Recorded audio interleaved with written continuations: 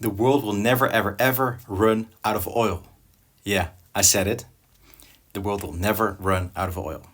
Well, at least that's according to standard economic theory. You might say, well, that's not logical. Oil is a finite resource. We use up a lot of it. Eventually, it's going to run out. It's not that simple because oil is traded in the market. We use oil because it's one of the cheapest way to fill up our gas tank, to drive our cars. But as the oil gets scarcer and scarcer, it becomes harder to pump up, it becomes more expensive, the price will rise.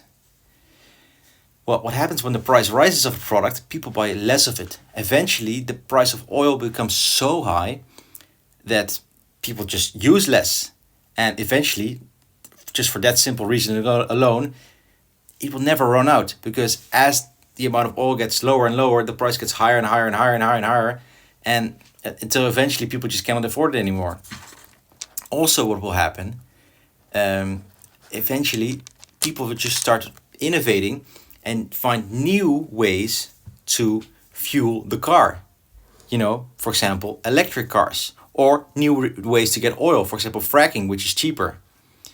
And so, yeah, in that sense, it can never run out. So, like when I used to have geography class, it would be, oh yeah, we're going to run out of oil, and that's why we need to switch to electric cars. Of course, now the reasoning to switch to electric cars is more climate related.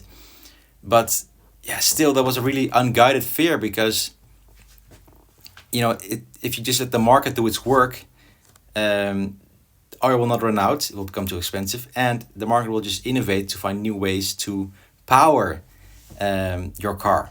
So yeah, of course, this is standard economic theory, and if you have a different insight, I'm happy to hear it in the comments.